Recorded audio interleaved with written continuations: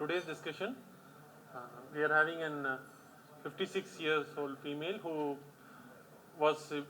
underwent a mastoral checkup in January 2022, and the ultrasound revealed an hypoechoic lesion in the head of the pancreas abutting the portal vein.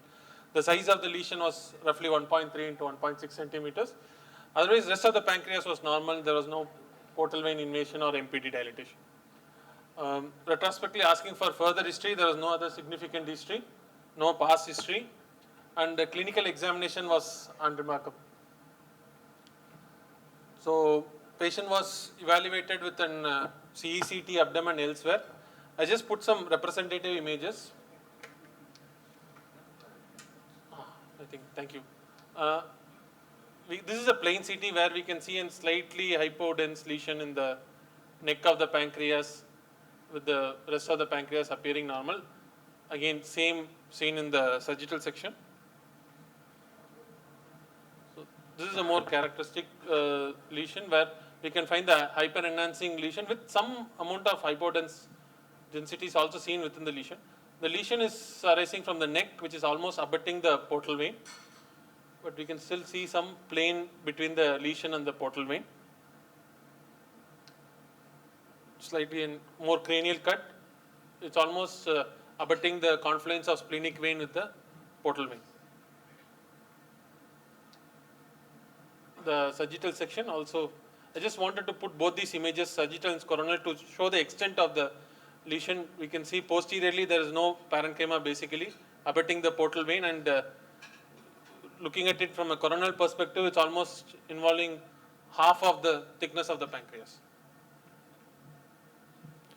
So this was a CT report, an intensely enhancing lesion in the neck and proximal body of the pancreas, and suggestive of neuroendocrine tumor. So I just wanted the discussion to start from here. With this imaging, with this clinical history, I just want to opinion whether we need any further imaging. We started Shankar. I mean, what is the size on the CT scan? 2.1 into 1.8 centimeter. 2.1 into 1.8 centimeter. In that case, I will go for surgery. No further investigations. No further investigations. I will go for a central pancreatic. I mean, a small doubt, Shankar. It's a non-functioning tumor. A non-functioning tumor, asymptomatic. What about observation? No, it's more than 2 centimeters. No, but even then it is. No. Even then it is asymptomatic and non-functioning. And it is not. It is sporadic. It's not any genetic mutation. Non-functioning. See, neuroendocrine tumors are heterogeneous tumors. No, agreed. We do not but know if they how are they asymptomatic and non-functioning and non-genetic, like we see 2 MEN cases, I think. What about observation? It's just to open a discussion. No, if you want it's to, possible. Now, are you happy with this investigation alone, which suggests? No, maybe I do an EUS and I confirm it, whether I can leave it.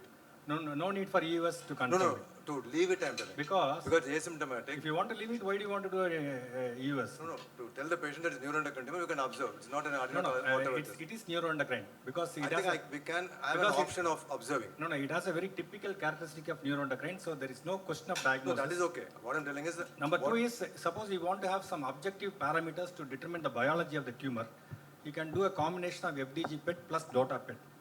No, you confirm it is a neuroendocrine tumor, everything is done, and it is asymptomatic, non-functioning, Okay, non-genetic. now, I think we'll take his judgment as well, but the only issue is any further radiology is what was the question. No, what is the guidelines? If it is No, even if it's a very big tumor, if it's asymptomatic, a non-functioning, asymptomatic, non-genetic, small tumors we can observe. No, sir, we small cannot means observe. Cutoff value, Shankar, will you take 2 centimeters as a cutoff value? I think Senthil can Yeah, sir, it doesn't, symptoms, it can be a non-functioning NET also of high grade. What happens, we have picked up early, a grade 2 NET, still it will be asymptomatic. So symptoms doesn't come into picture most of the time. If it is more than 2 centimeter, even if it is grade 1 tumor, we have to knock it off. So that's the recommendation. I think the recommendation is if you have a, this comes under incidental lomas. You do a CT, you pick up some lesion. the problem is it's a problem. What to tell the patient? So the literature says that if it is less than 1 centimeter, it can be safely observed. But if it is more than 2 centimeters, general recommendation is go for surgery. 1 to 2 centimeters is a gray area. Then you have to have a counseling with the patient. See, if you see a 1 centimeter and above lesion in the duodenal wall itself, we'll try to excise because these lesions can be very small, but if this patient is left alone, soon he'll develop multiple liver metastases. And that's be too late. Then we have to go in a different day. To leave it alone, you keep on saying leave it alone, leave it alone. The only thing is that how are you going to know what is the mitotic rate, and even if it's That's going right. to, unless otherwise you do any Yeah. biopsy or anything like that. I would probably, if I have such as even a 1 centimeter, I would like to know. I don't want it to be left alone. I want to know what it is before it can be left alone. Non-functioning nets, are they more prone to metastasis? Are they more malignant? Non-functioning nets. Yes, rare nets, VIPG, VIP omas, they are more non-functioning. They are prone for malignancy. Non-functioning nets? Yeah, exactly. That's why.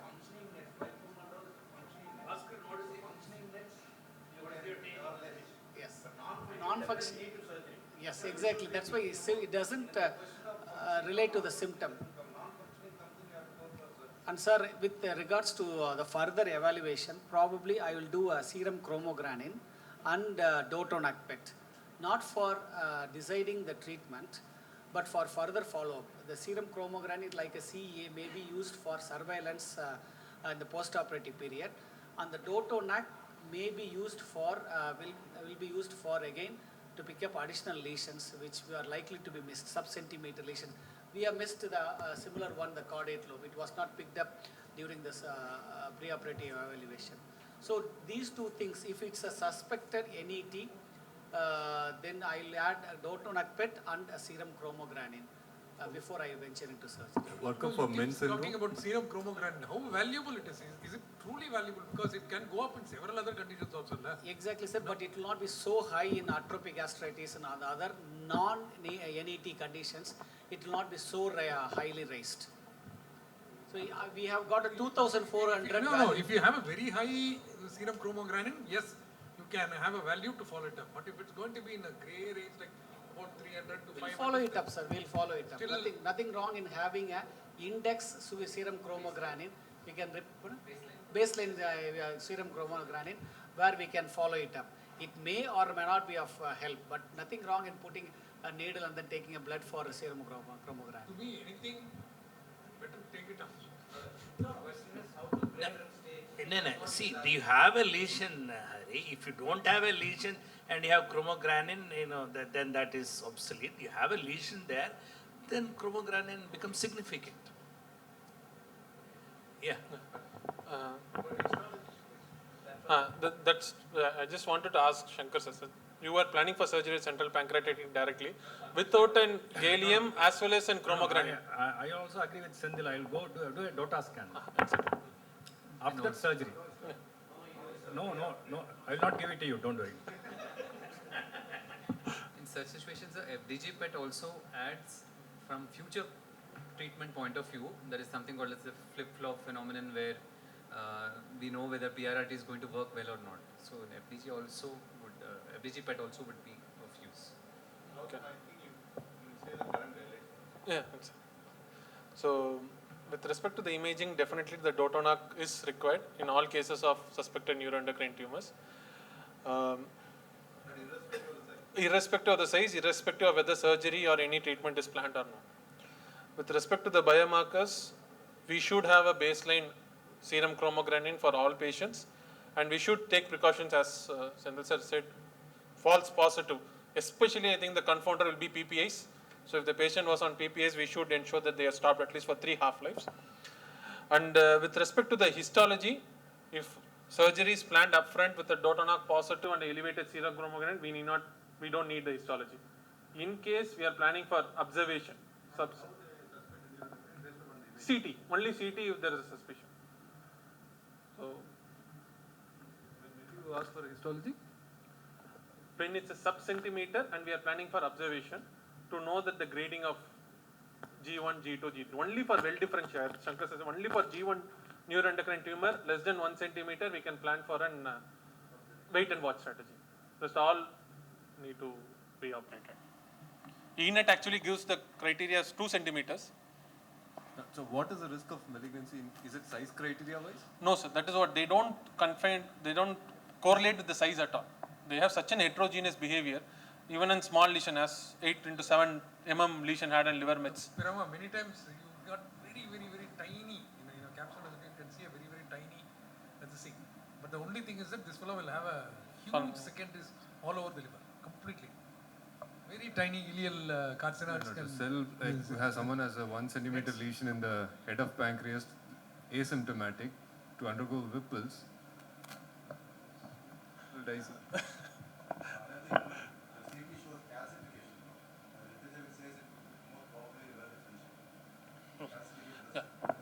Yeah, 70% do have, so and they are likely to be well differentiated. So the 1 centimeter do not always require Whipple's procedure, Pirama. So it's not that any lesion, that we'll come to that as well in this patient. But that's an interesting area to discuss. So in this patient, Dotonoc scan was done, which showed an uptake with the lesion. No evidence of disease activity elsewhere. The serum chromogranin was 52 nanogram per ml, which was well within the normal range for that lab. So we planned for the surgery. So I would like to ask Shankar sir again, because he specifically mentioned central pancreatectomy. Enucleation versus an formal because dissection. The image that you show, it was exactly sitting anterior to the portal vein, which is the neck of the pancreas, and that's ideal for a central pancreatectomy. Of course, there is no pancreatic duct dilatation in the body and tail. On table, suppose if it turns out to be an exophytic lesion, which is amenable for enucleation, you can do that. Okay. But with the imaging, the plan will be to do a central pancreatectomy. Sarunan, with that, what you see on the image? Yeah, it was nearly occupying the entire pancreas. Width of so the pancreas. I don't think, unless we can see that the duct is pushed to one side, in that case I would have attempted an enucleation. Otherwise, I would not have gone with I would have gone with the mindset of resection. As Shankar sir mentioned, what resection is that? A central resection if feasible. Bhaskar? Yes, sir, same. Only thing, if we are contemplating a enucleation, one thing that comes to our mind is how close it is to the pancreatic duct. Sometimes we try to injure that one, creating more harm than doing a formal resection. So accessibility and the closeness to the pancreatic duct will weigh in my mind for enucleation. And enucleation, please bear in mind, it's not a simple procedure. It has its own learning curve, bleeding. You cannot just peel off like a grape. It will be a lot of fibrotic desmoplastic reaction. So sometimes we end up doing a little bit of coring out a pancreatic tissue as well. So the fistulas associated with enucleations are more. So we can, in this case, yes, we will be doing a central pancreatectomy in most of the cases, because the neck is the narrowest part and it's occupying almost 70% of the entire circumference of the pancreas. So first choice would be to go for central pancreatectomy.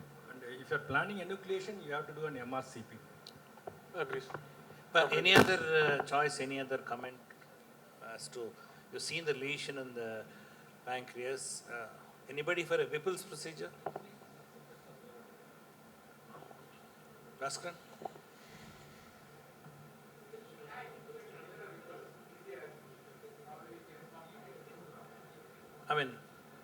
Shankar, Bhaskar feels Whipple's procedure is less complicated than central pancreatectomy. You agree? Sir? Bhaskar feels Whipple's can be less complicated than a central pancreatectomy. No, Whipple's is not recommended for a tumor in the neck of the pancreas.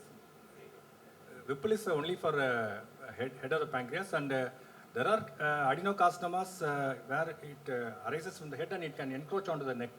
There you do what is called as a Watsa procedure, Whipple at the splenic artery level. Okay. Where you are doing your transection is not at the neck but in the body. But For a isolated neck lesion, no need for Whipples. You will not consider. Yes, I also will not consider as first choice central pancreatectomy, and I believe the morbidity of a central pancreatectomy is less than a Whipple's procedure. Even though we have two stump, one stump and one anastomosis, still morbidity associated with central pancreatectomy is less than with the Whipple's. So central pancreatectomy first choice. Morbidity in terms of pancreatic leak. Pancreatic leak is lesser than Whipple's. Probably there is no biliary anastomosis. Right. But only thing is it's a totally undilated duct, so you have to do a good job. What is a good job? That is To locate the duct on either side. Whatever you are comfortable in doing it, do it. Would you like a pre-op stenting in such patients? To locate the pancreatic duct, you mean? Not injured. That's an interesting point. Actually, I don't know whether it's ever done in literature when you're trying to do that. yes, sir. It is recommended. I mean, it's a preoperative. Exactly. Actually, what Sarah had raised, Sendil Sarah had raised, and what Shankar said, if enucleation is planned, I think PD has to be delineated with MRCP or EUS. That's the guidelines as well. MRCP is okay, but stenting is. EUS, and if it's close by and enucleation is planned, stenting has to be placed. Otherwise, intraoperatively we cannot Does identify that. stenting prevent injury to the pancreatic duct? Identified.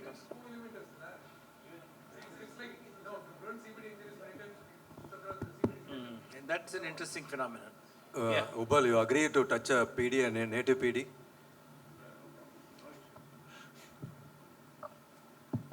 Not a native, naive PD. The surgeon only asks, no? So there is no. So he will face the problem. Post-op. Have you ever done a PD stenting for insulinoma? Have you? Neuroendocrine. That's it. But I never. No, actually there's a justification to go for a ERCP. But prior to, will you agree and will you do in a pyramid? One or two which have been referred, I have done, not on my own. Of course, it's always a surgical call.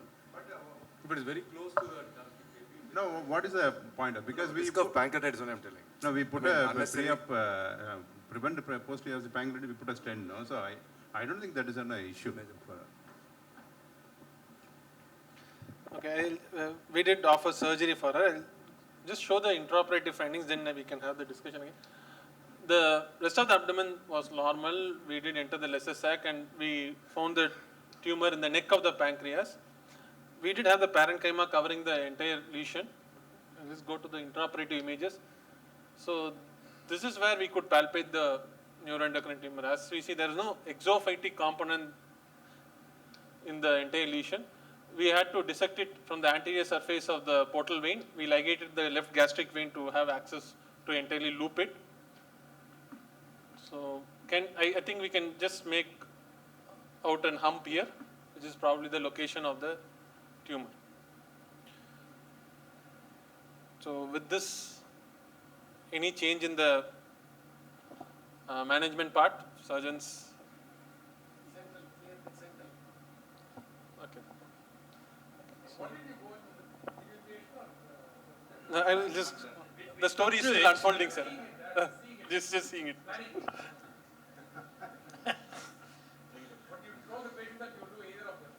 Yes. Gautham, suppose if the same hyper-enhancing lesion is more towards the tail, Okay. then you'll have to bring in the possibility of intrapancreatic spleen. But you don't get an intrapancreatic spleen at the level of neck.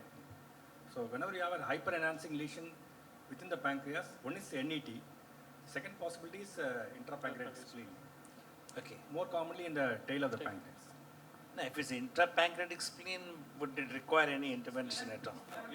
If you diagnose intrapancreatic spleen preoperatively, you don't do anything. That's right. And actually, it can be diagnosed preoperatively because it has the same enhancement pattern as you get a normal spleen. Normal spleen enhancement in the arterial phase is heterogeneous. You'll have the same enhancement. No, what Shankar says is absolutely correct. We had a patient who was referred for a UVS towards a tail mass, suspecting to be a node with something.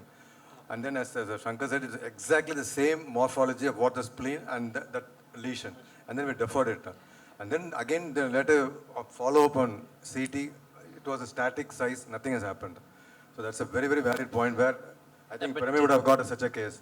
Referral A came solitary splenomegaly, I do not know, because in addition to that, there may be few more in the No, neighborhood. Then go- that will, make us think of a. The solitary. Yeah, that's a very valid point, sir. I also having two patients under follow-up. The radiologist feel 100% confident that it's a splenomegaly, splenic deposit within the pancreas. So we have to take into consideration because both are hyperenhancing. The Hornswell units will be almost the same between the spleen and the lesion. So we need to have high degree of suspicion in the tail of pancreas so that we can avoid unnecessary surgery in such patients. But I'm sure you will do a Dotnak and chromogranin A in spite of when they become negative only, then you think more. In fact, we had a tough fight, a tussle between the department and the radiology department, whether it can be how to differentiate between the spleen and the neuroendocrine tumor. Ultimately, the Dotnak sometimes it can also show, but it cannot be 100% foolproof that it is spleen and the neuroendocrine tumor. Ultimately, we need to follow up. Any increase in size, probably we have to go for, even in spite of a preoperative diagnosis of spleen, we have to go for a resection if it shows an increasing in size. In that case, we have option of doing a DOTA to say it's a neuroendocrine. And to say spleen, you can do other isotope studies. You have sulfur colloidal, reticuloendothelial system. So this is what we did. We did do the mobilization. The tunnel was created, anterior to the portal vein. Then we could identify the tumor after scoring the anterior capsule. This is where the controversy starts. And we could identify the tumor.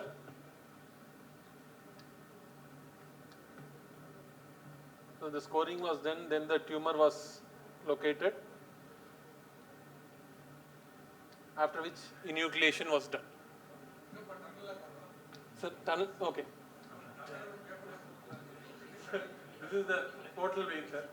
This is the red tape which is anterior.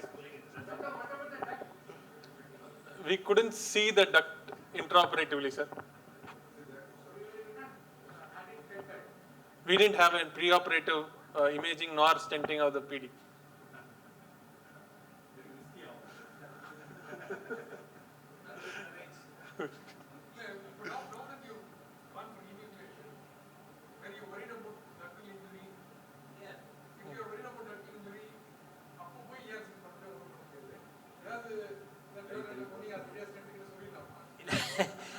தெரிஞ்ச பிரச்சனைக்கு தெரிஞ்ச then we'll do what is required, like what was planned by every surgeon.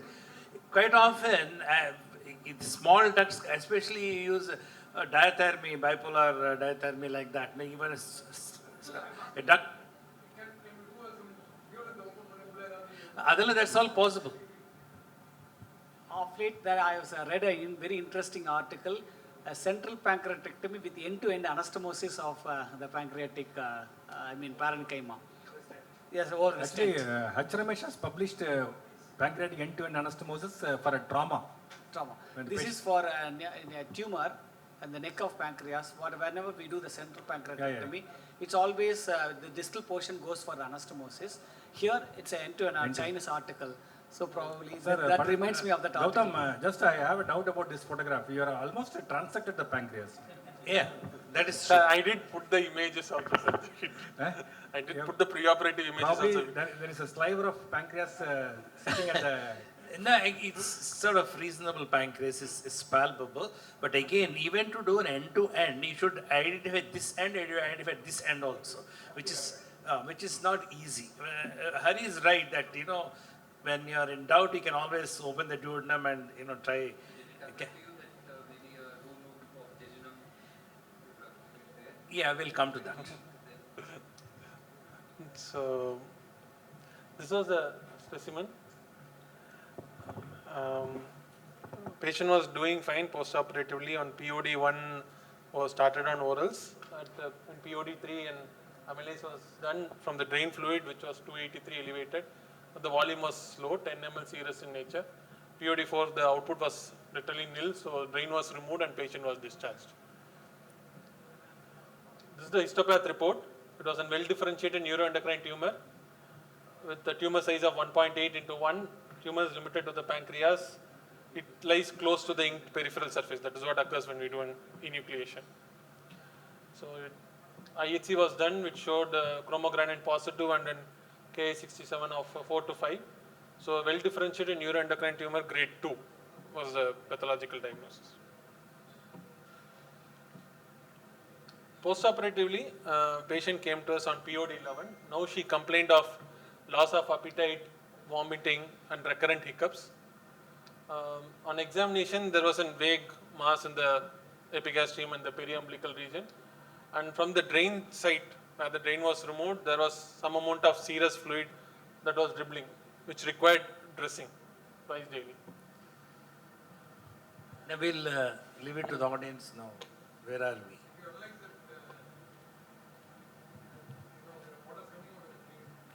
We had actually removed the drain side. Only the drain side, there was some trickle of fluid.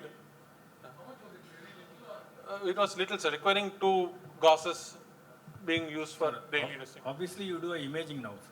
You do a CT, and you drain the collection, and then now you think of pancreatic stenting. Really, refer to you. How can you how can you think of pancreatic stenting now? Tell me. Ubal, were you able to reach the distal segment? You transected the pancreas, how will you do it? No. Basically, it's a ductal disruption. You place the tip of the stent at the level of where it is leaking. That's what you do it for a pancreatic internal fistula, no? Trauma is okay, but this is a... This is also trauma only, surgical trauma.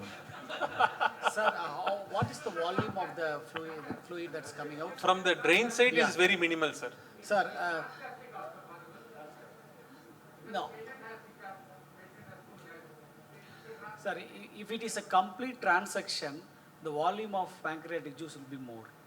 It's not a complete transection. Either some of the lateral branches, side branches would have opened up. It's just a trickle of fluid. If it is a complete transection or a lateral injury of the pancreatic duct, the entire fluid, because sphincter is there, sphincter of body, we have all the pressures before it drains into the intestine. So obviously it will find its way into the drain or into the peritoneal cavity before it enters into the ampulla. So it's not a major pancreatic duct injury, fortunately. It may be a small side branch, and from there it's coming out. By volume only, sir. Well, sir? Central pancreas.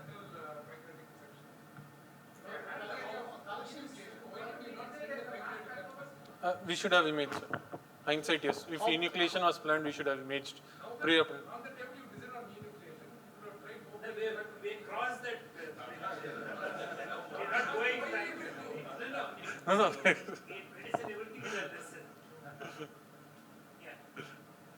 Sir, just wanted to ask you, what made you to do a enucleation?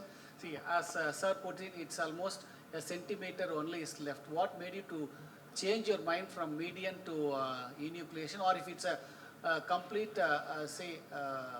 you have not decided and then you wanted to decide on the table, what made you to go for enucleation? Senthil, I think they have already decided to do enucleation only. Am I correct, sir? Yeah. Their plan was to do enucleation at any cost. No, I think this is some surgical sense you always have. You make up your mind and you go ahead. Your associate says, no. Only very little pancreatic tissue is there, we should do so. I said, you take a chance. And quite often you take a chance and see what happens. No. You're sticking to your point, Hari. We learn. No. Yeah, we'll go further. Okay. So, as expected, we did do an imaging which showed a left-sided pleural effusion and a large peripancreatic collection, which was retrogastric in location as well. So we can find the collection extending quite inferiorly. This is the drain side where we had applied a stoma bag which was slightly trickling with the fluid that was coming out. Again, the coronal cuts showing the location of a large collection. The radiologist just wanted to do an MRI screening. It was not part of the study as such. So large peripancreatic collection seen communicating with the main pancreatic duct. There was displacement of the body of stomach and transverse colon. The drain side we could see it, the tract of the drain by the linear fluid filled tract, moderate pleural effusion. So,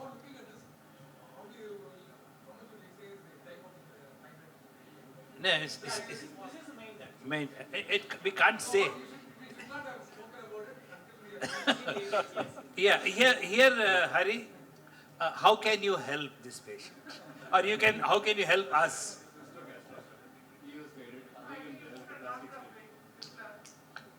Basran? Transgastric. See, actually, this will keep on expanding. This is not a classical pseudocyst, you know. I just put this image for that, sir. No, the superior wall is, the inferiorly the wall doesn't, it was abetting the transverse mesocolon. This is not a classical pseudocyst. Superior one is more or less okay. And, that will be a temporary measure, whatever you do. And, well, what is your take on this? Yeah, we can do. We have to drain the fluid, whatever the method. Yeah, you can also do through the transductal.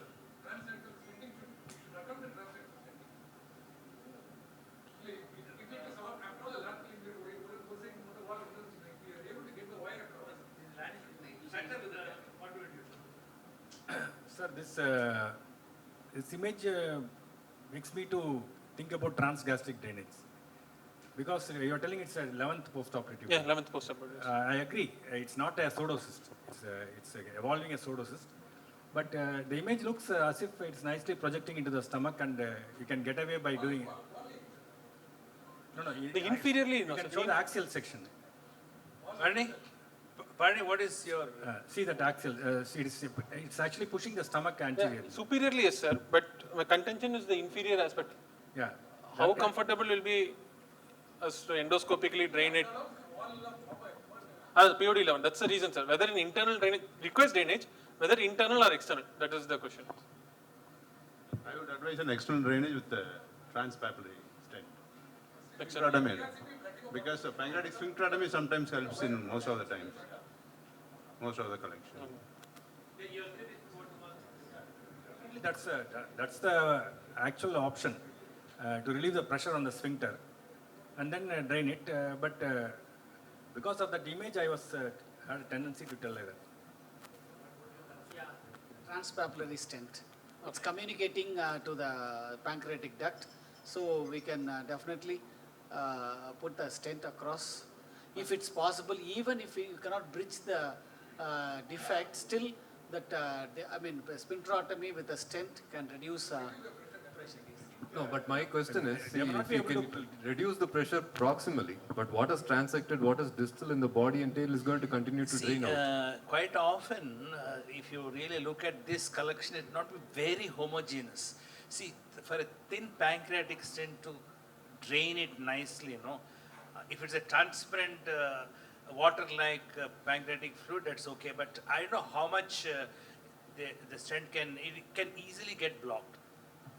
Because of post-surgical situation, there's a cut surface of the pancreas. Transpapillary drainage not for drainage. It is only to prevent further fluid accumulation, mainly relieve the pressure. This fluid has to be drained by external. Otherwise, it will not.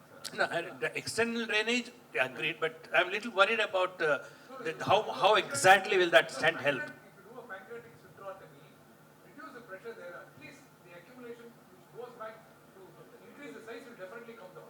Yes, sir, that is the question. Suppose transpapillary stenting is being contemplated, would you like to know more about the anatomy of PD before doing it?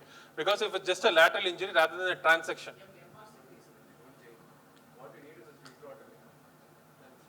But the distal pancreas will continue to...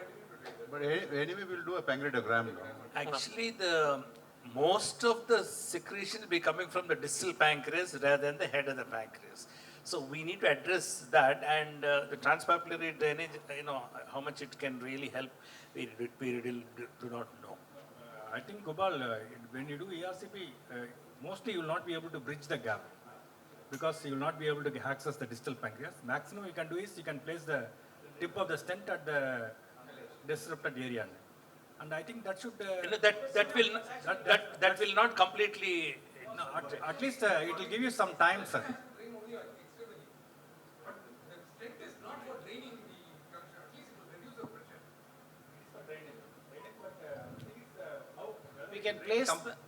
We can place the tip of the catheter into the cyst, the cavity itself. Need not bridge the gap so that it drains. Ultimately, logic-wise, from the what sir says, from the distal pancreas, it will flow into that cavity, and then automatically it's going to drain. Over a period of say few weeks, probably it will take some time. The cavity collapses by itself, and it will probably develop into a chronic pancreatitis because that is disrupted.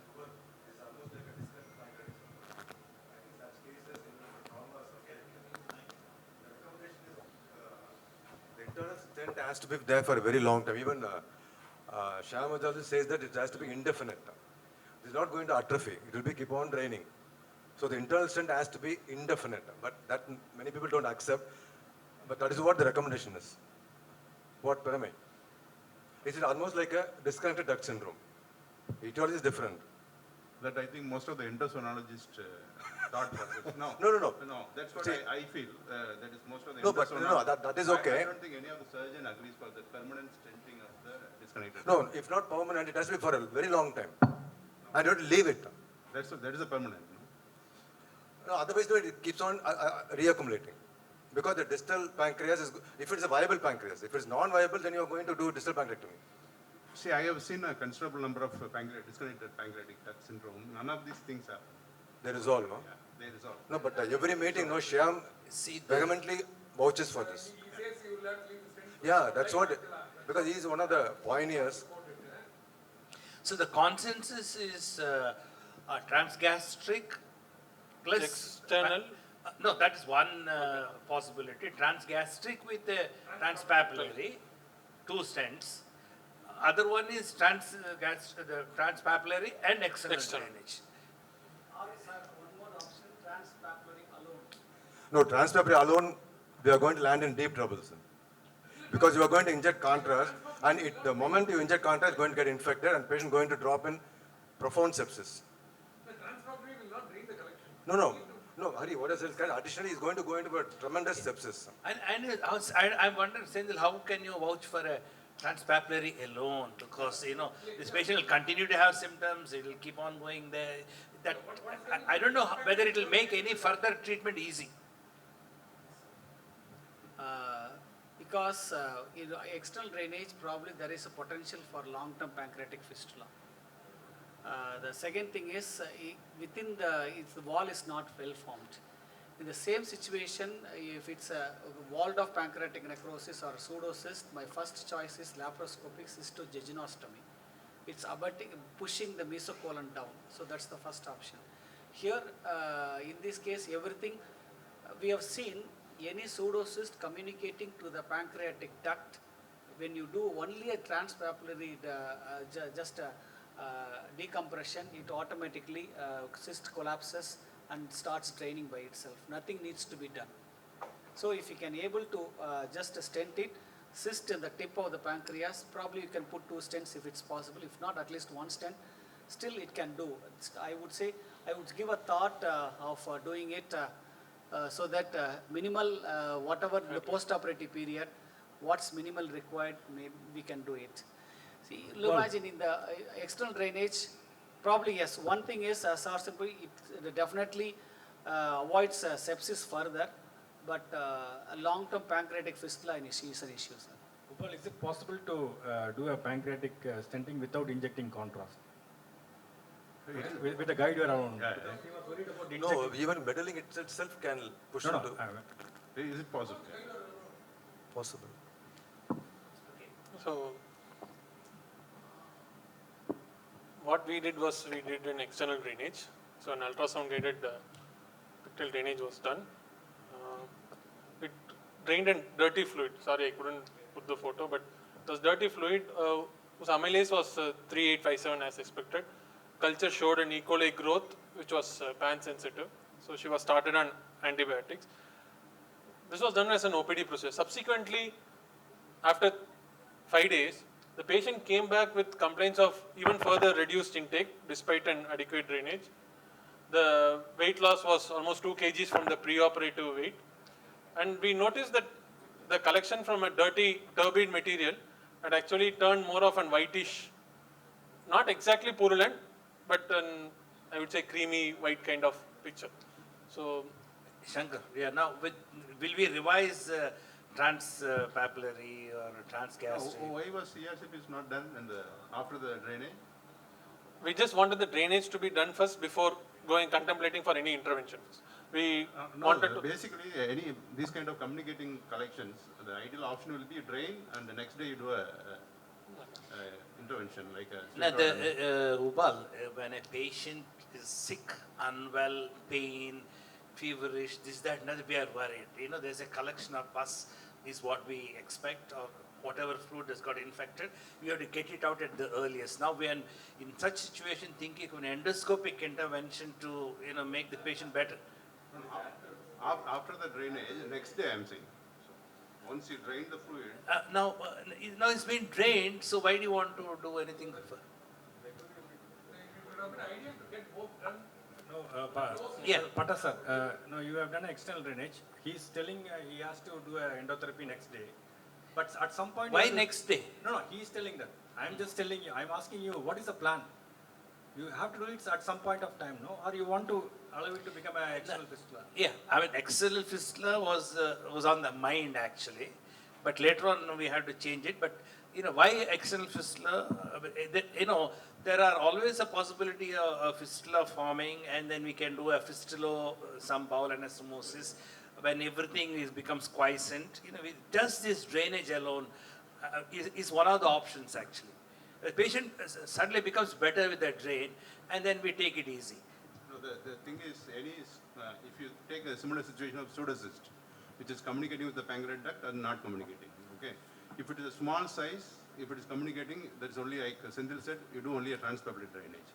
If it is a big cyst, you need a drainage plus a pancreatic, some kind of intervention, which is communicating with the pancreatic duct. That is if you take like this similar situation, if it is a large collection, you drain that and you also relieve the sphincter pressure. That should be the first treatment. Having said, I'll go with Patta sir, just putting a drain, because patient, I didn't know patient was running temperature and not doing well. Then obviously the external drainage would be a good choice. Minimally we do, and then you come out. But I will not rush in to put a transpapillary stent at that point. Sometimes if the decreasing trend, we might not even need a transpapillary stent also in situations. My concern will be these lot of things will go in for external fistula, pancreatic fistulas. Invariably, they will require a pancreatic stent in some point. Yes, sir. We will see the trend. If the drainage is not decreasing, it's persisting, then probably see for what if as you can see, it's about 25 ml per day.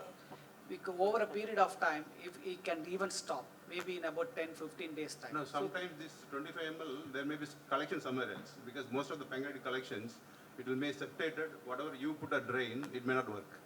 So that is another point. That is true. So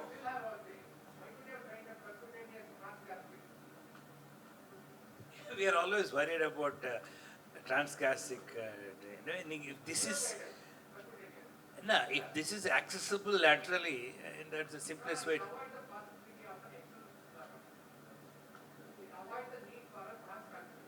No, but when you go transgastric and when you remove the drain at some point,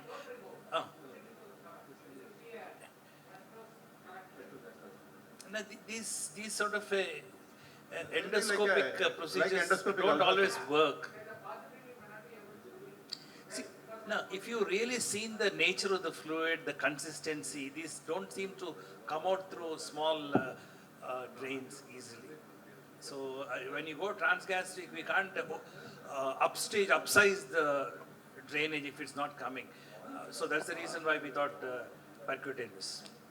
Yeah. So actually, though there was a reduction in why I wanted to put this slide was, though there was a reduction in the drain output, but the patient was not relieved of the symptoms. So there was a dramatic decrease after starting octreotide, but it was actually the tube getting blocked. That is the reason the patient had a zero output news. So the patient came back. Yeah, the point again is when post-surgical, when you have thick secretions, some infection, some flakes and all that, no, the thin stents don't really work. They just get blocked easily.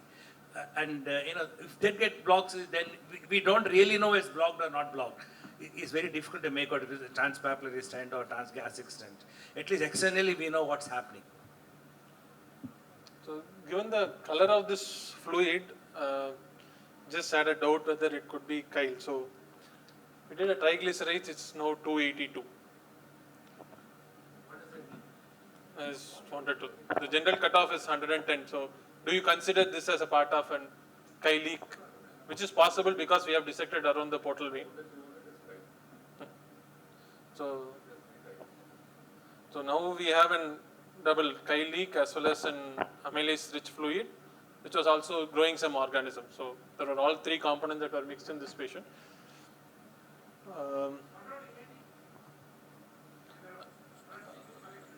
No, sir. Once she came with tube block, we aspirated, we could drain every time 600 ml, 700 ml. So we were sure that it was tube block, not a new collection.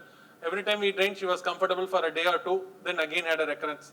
Again came back, tube block. So this was the cycle that was going on. So I'll just come to this. 3 times. She had tube block 3 times. Whenever we aspirated, some solid material comes and suddenly the whole thing gets relieved. Nicely, a lot of whitish creamy fluid will come and... No, it's not come to that mature stage as yet. So this is all almost 2 to 3 weeks from the first surgery. So the tube box blocked, every time we had to flush it. So when she came back again, the symptoms were still persisting. This time she came around 21st day post-operatively. She was not doing fine. Again, she was running low-grade fever. She was not having good appetite. She was unwell. She was not getting out of the wheelchair. The drain was draining still the 400 ml of seropurulent bar milky fluid. So the son was worried now why she is not improving despite an external drainage.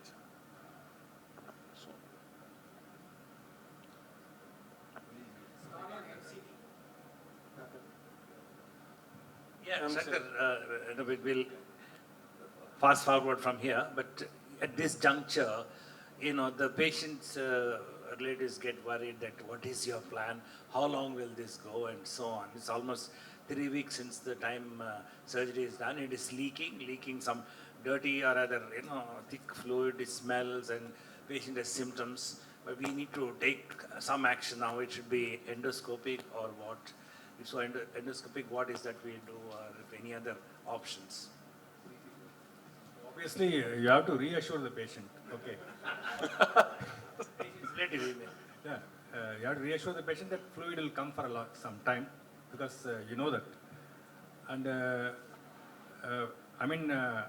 whether you do it immediately or after some time, at some point endotherapy can be tried, because that's going to help.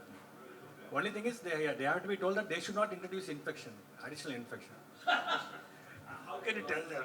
No, Have you ever told endoscopists that please stent, but don't introduce infection? Is it possible?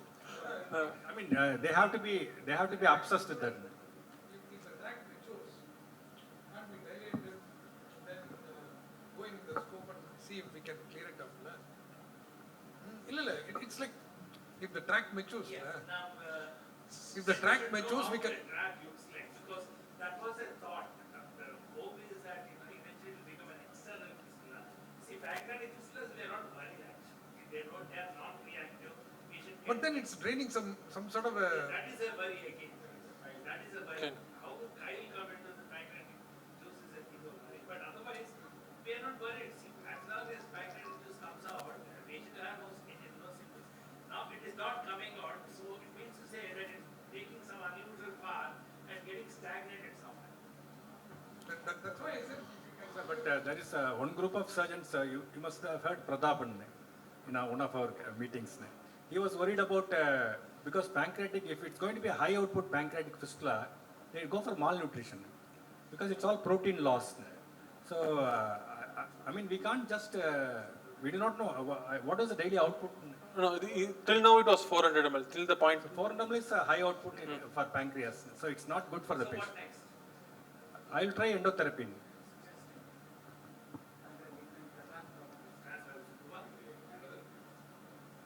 So we did admit the patient. We thought the procedure was required. So the investigation showed some anemia with leukocytosis. She was started on parenteral nutrition and MCT-based diet was initiated. Octreotide was continued. IV antibiotics was started based on the culture. So during the first 3 days of hospitalization, she did show clinical improvement.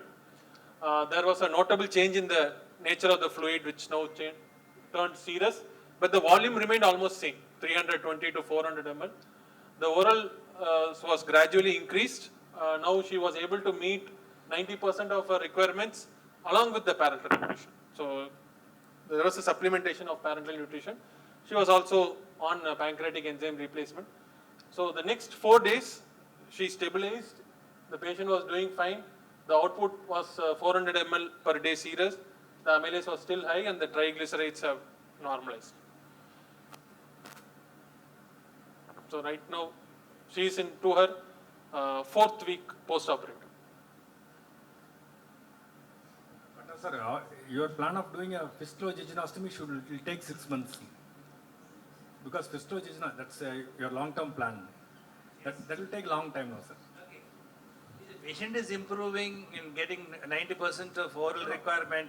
She's okay, she's walking around. No, sir, the pancreatic fistula, we can wait for 4 months, 6 months is based on the fact that the output is low. Suppose we are having 100 ml per day or 50 ml. We can wait for any number of days, but not at this 400 ml. Yeah, that's what, now we are at a crossroads. Now we have to make a definitive decision. So, Now, okay. yeah, Ubal wants, why not endotherapy? Bhaskaran wants MRCP. And what do you think, why do you want MRCP and what do you base on that?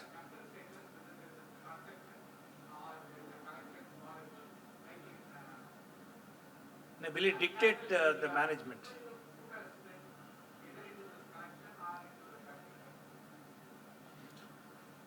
So we just wanted to know the anatomy better, sir. Since we felt the collection has been drained adequately, we did do an MRCP. So again, some representative image, axial cut showing the PD of the distal pancreas with a quite a good volume of distal pancreas which is present. I hope we are able to see that the PD is opening into the collection. This is the tiny rim of collection that was still present, into which this circle here actually represents one of the cut section of the pigtail. So inferiorly also what we had seen as abetting the transverse mesocolon has now reduced in size. The reconstruct image, so this will be the anatomy. This is the distal pancreatic duct opening into the collection. This is the proximal duct which is short, staying here. There's almost like 2 centimeters distance between the two. So a residual peripancreatic collection, it's more of a sheath of collection rather than a 3-dimensional collection with an distal main pancreatic opening into the collection. The rest of the findings were almost similar to the previous. So now, sir, endotherapy, surgery.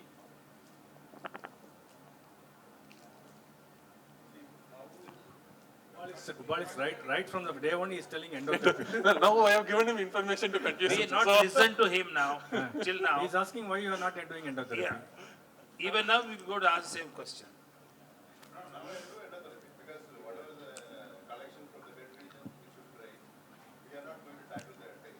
So that has to be external fistula if it is not stopping. Again, the same point, Ubal. The stent which you're going to put into the papilla will be very thin, small one. Now, this is a thick, big draining. You put a thing, at some point we have to take this thing off. We wonder whether whatever that material will drain.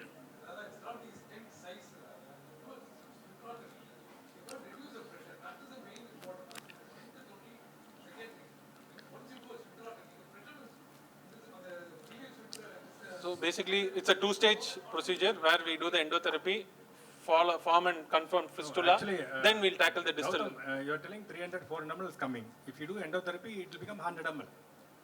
Then it will become a controlled pancreatic fistula. அது கூட 6 மாசம் கேட்டீங்க. Then you can plan for a thing. Sometimes, suppose if it stops, it's well and good. Ubal, you are telling no, such cases they settle down. This is one such case where it's not settling. Maybe internal stent will help. No need for any surgery further. One PD stent and another transgastric stent into the collection.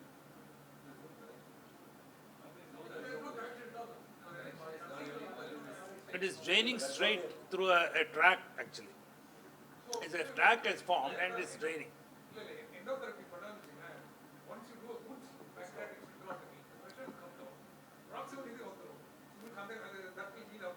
Whatever you will have a limited fistula. Sometimes it may close on its own. If it doesn't close, then you do whatever you want surgery later. Sir, any Transpapillary drainage is Yeah, transpapillary drainage, probably the stent will come out of the proximal segment into the collection. So there is every possibility that the volume output may reduce because it may sometimes finds its way into the papillary papilla because we have reduced the pressure. See, it's coming from out of the pancreatic duct and finding its way into the pigtail.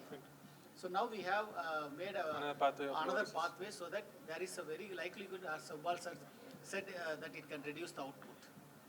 Even from 400 to 100, it's a big boost for the patient. Probably we should try transpapillary stent. okay. So we decided, had a word, and then we thought since the patient was moving in and out of the hospital with a long stay, instead of having a two-stage, can we have a single-stage solution? Yes, I'm just asking.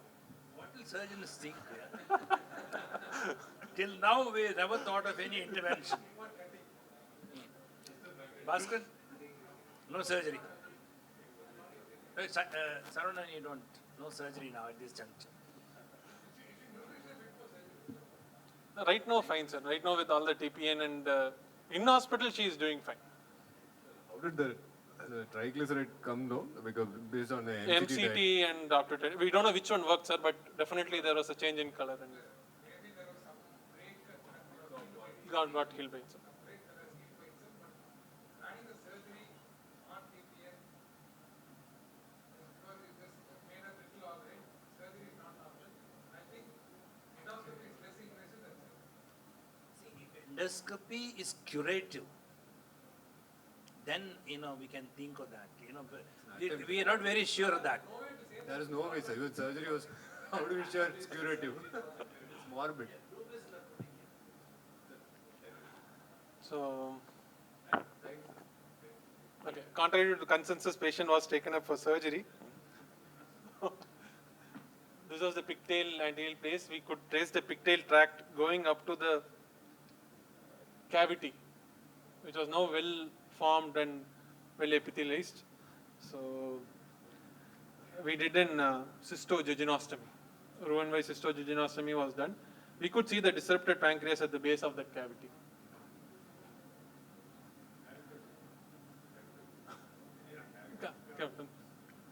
So, POD 1 she was started on liquids. POD 3 again there was some amylase in the drain. There was some hiccups. We did have anxious moment, but after some time she did settle down. Subsequently, potassium correction, sodium correction, she improved. And POD 5, her RT was removed. Again, started on liquids. POD 7, her drain output was nil, so we removed the drain and she got discharged. 3 weeks of follow-up, patient is doing fine.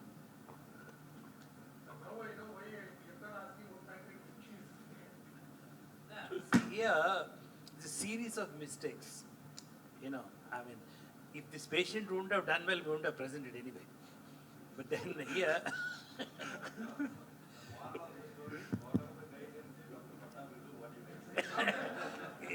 not always, because at every juncture we're wondering how to proceed further. And we know pretty well from the beginning that if you cut that much pancreas, duct will open up.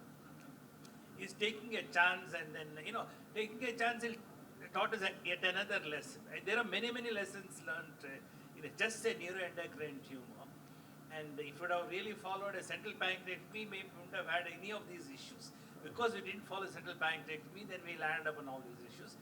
At some point, we would have considered endotherapy, and that could have changed. But the endotherapy would have, stopped us from getting in, the patient will still be a patient now. The stent in and some draining. So, I mean, we got away with, this is a very hasty decision, I tell you, because a month and a half later, for you to go in and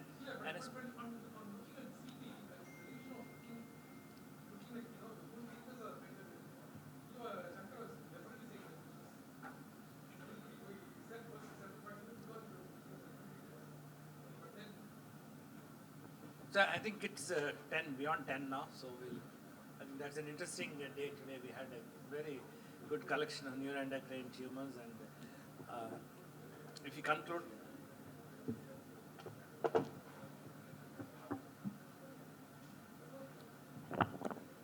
I think it has been a very regenerating session coming back after about 2 years. I think we have 4 interesting cases where we have discussed almost neuroendocrines in different aspects and the complications that arise with it, the guidelines, the lacunae in what we understand.